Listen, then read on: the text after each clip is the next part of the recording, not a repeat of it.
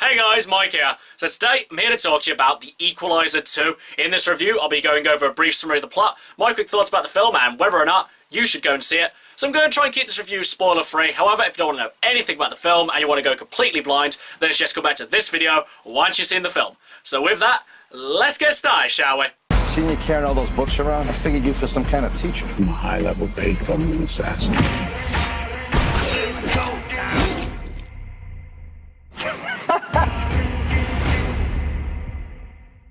The Equalizer 2 sees Denzel Washington reprise his role as Robert McCall, the obligatory ex-Special Forces kind of guy.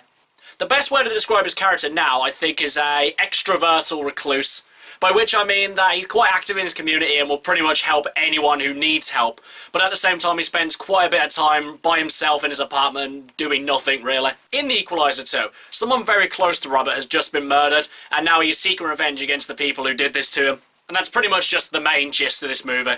So, this movie being a sequel as it is, there's pretty much only one question we really need to ask. How does this movie compare to the first Equalizer movie? So first of all, let's talk about the noticeable improvements about this movie from the first movie. While there is still a fair bit of shaky cam in this movie, the action is generally a lot better presented. Though this movie still doesn't hide the fact that Denzel Washington clearly does not do a lot of his own stunts or fight scenes. I mean, if he actually does do a lot of his own stunts, then this film is a complete misrepresentation about what the actor can do. And second of all,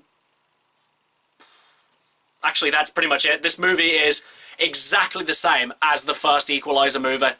He starts off by helping people out in his community, a prostitute ends up getting beaten up by a gang of men, he takes vengeance on this group of men for beating up the prostitute, which leads on from him getting attention from an even more powerful group of men, and then eventually it ends up that the people he cares about get taken hostage, so he has to pick off the bad guys one by one, then the film ends. And one of the worst things about this movie is that nothing really happens. There's hiccups of excitement, and that's pretty much it. Granted, when something is happening, it is quite entertaining, but these scenes where something does happen are too far in between to pretty much save this movie from being the bore fest that it is. I mean, don't get me wrong, there doesn't have to be action on all the time, but it would help if we had interesting characters to watch while we're at these low points. But unfortunately, all the characters in this movie are just so bland and uninteresting that it just makes this 2-hour movie feel like 3 hours long, and that really doesn't help. I mean, the real sad thing about this movie is that Denzel Washington is in it because he's shown that he can make decent, if not great, action movies, and he's wasting his time just doing a sequel to this mediocre franchise. Overall, guys, the story is exactly the same as the first one. The action is slightly better than the first movie, and the characters are nothing to write home about. But the question we have to ask ourselves is, why did they possibly make a sequel to The Equalizer? The first one wasn't really anything to write home about. It was just kind of just an average action movie that had a bankable star in it. But actually, the more pressing question we need to ask ourselves is, why do we keep going to see these mediocre movies where the stars can clearly not do their own stunts?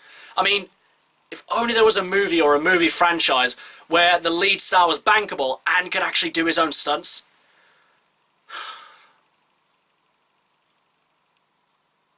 But I guess it's just a pipe dream at the end of the day. Still, it's nice to dream though. But as for whether or not you should go see this movie, and I could definitely recommend that you should not go see this movie, because it's not all that entertaining, it's not all that original, and in my opinion, this movie really shouldn't have been made in the first place. But I guess at the end of the day, Denzel's got to eat.